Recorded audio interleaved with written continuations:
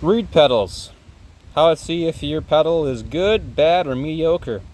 The first test is the classic test, and that's testing your clearance.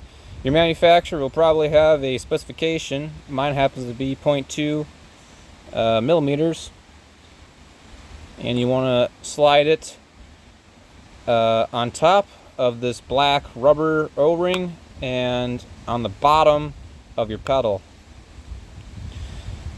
And if you can't slide in, that's a good read. On a bad read, if you can slide in like this, that's a bad apple and you want to replace it, and you'll probably get air leaking in there.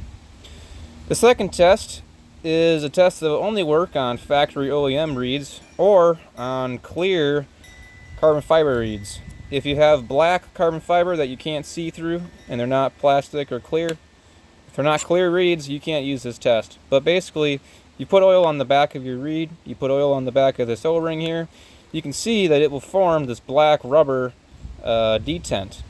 If it has this black rubber detent, that means you know that your reed is making good contact with the back of your stopper, or your cage there, your stuffer.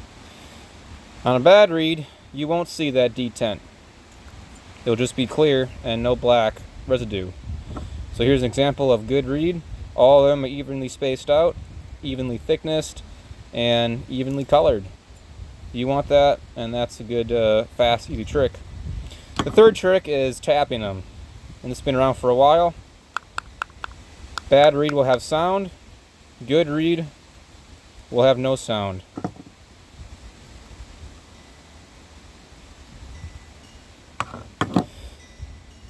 The fourth test is the light test. What you want to do is you want to hold your pedal up to a 90 degree, look down straight down the middle, and you'll see on the right there, it's got some spacing issues. The light will illuminate in there. Down the line, this one's bad, that one's bad, that one's bad, that one's good. There's no spacing issues.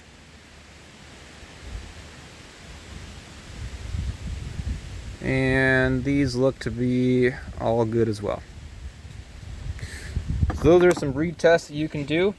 When you replace your reeds, always remember also you want to clean them, make sure there's no dirt or residue, because dirt or sand can get stuck in the pedals, and hold it open and stretch it out.